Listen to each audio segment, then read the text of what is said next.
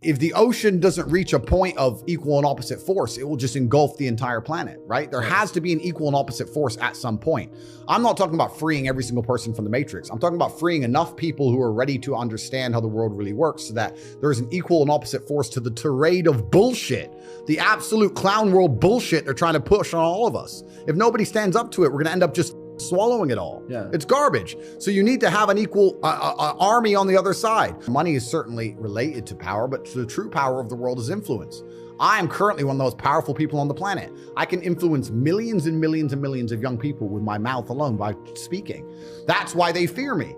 And every single thing that's happening in the world today, whether it's a pitched battle, all of it is done with the goal of exerting influence on your mind. They're trying to control what you think. They're trying to control why you think it, why you believe it. They're trying to convince you that they haven't even put propaganda into your mind. And it's all a battle for influence. That's all this has ever been. Most people are not smart enough. Most people are not intelligent enough to self-analyze and defrag their own brains and understand they're being programmed. You didn't like me, for example. I don't like Andrew Tate. Why? Well, they told me not to like him. Who told me? Well, these people. Do they care about me? No. Most people don't get an opinion and break down where it even comes from. They just get an opinion and they defend it. And you'll see people arguing and fighting in the street over opinions they don't even know where they've come from in the first place. Most people are not intelligent enough for that. So everybody and everything you consume is going to influence you to a degree. The mass media machine is trying to influence everyone. I'm trying to influence everyone. I'm right here trying to influence people. I'll sit here and say, I'm trying to influence people at home. I did not say that girls above a certain age are horrible people. I did not say girls above a certain age are useless. I said girls above a certain age are less attractive than girls who are younger because of innocence. I'm talking about the Western world.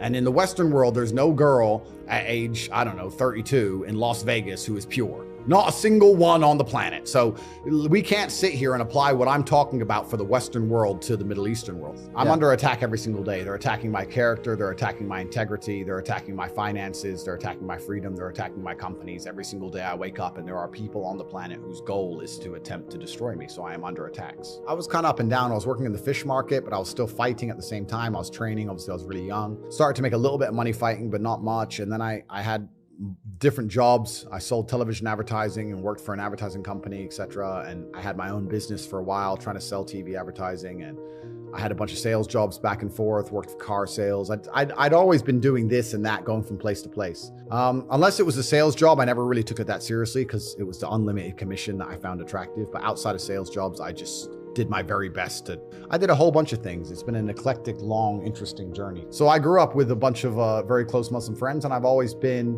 not envious, but certainly I've had a large amount of adoration for their respect for their families, respect for their culture, their brotherhood, the way they operate. I've always thought it's a fantastic way to be. God knows the truth of our heart. So I know that my reversion is sincere. I understand that because I'm in the public eye, there's going to be some degree of people who question it, but I know that mine's completely sincere, and the people who do it in a non-sincere way, God knows the truth, and they're not going to be able to fool him, so good luck. And someone else said to me, they said that it's important that someone like you that has all of the worldly treasures or everything that you could possibly ever wish for in this world still understands the importance of believing in God. I have a very small circle, but every single one of my friends has a utility. Like, we're all very capable individuals. We're all doing very important things. We all help each other and aid each other in different ways. I don't have any friends just to sit around and talk shit and do nothing. I guess in many ways people would say, oh, well, Andrew, you have family and business partners, but I consider them my friends. We have a very small network of 5, maybe 6 people, and yeah, they're my friends. I'm not the kind of person who can fall victim to some random stroking my ego, and I'm not a dummy. Like, I know a lot of people get rich and they're dummies. That's not me. I don't have any new friends. I have the same circle I've always had. In fact, it's getting smaller by the day. It gets smaller, not bigger.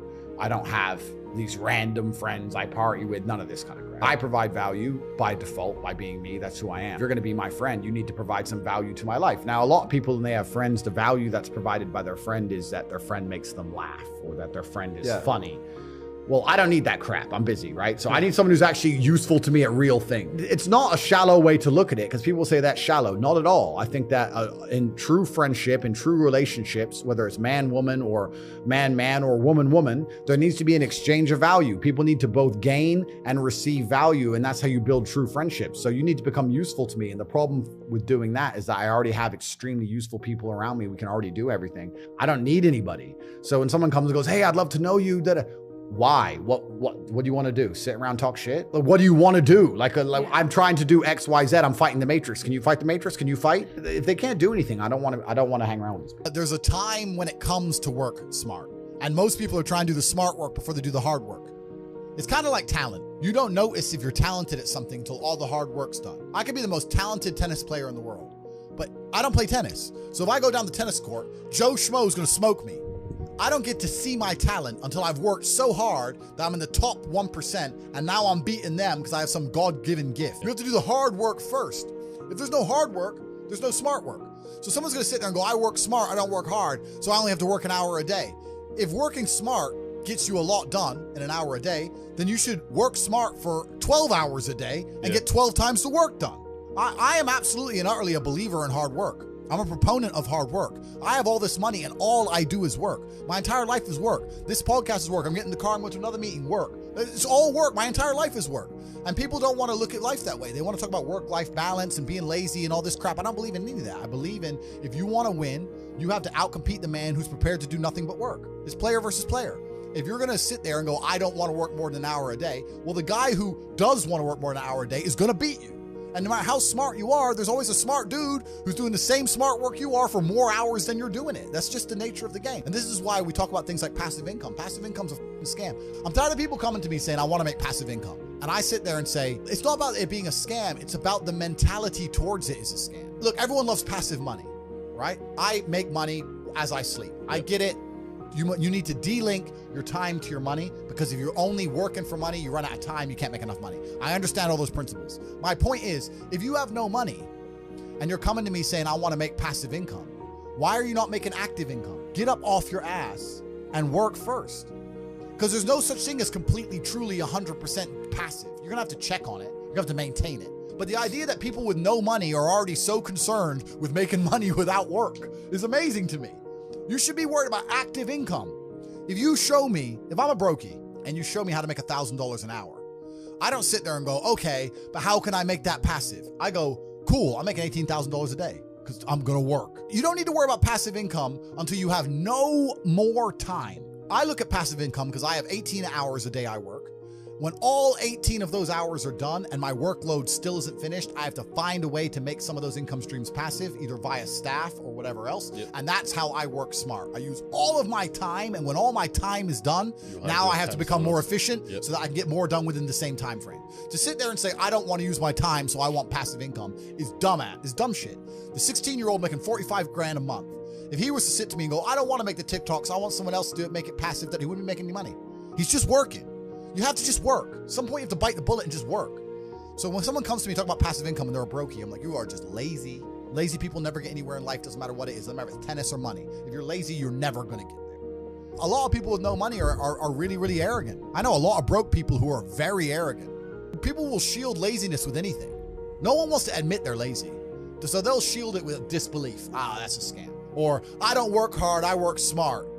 Bollocks, more cover.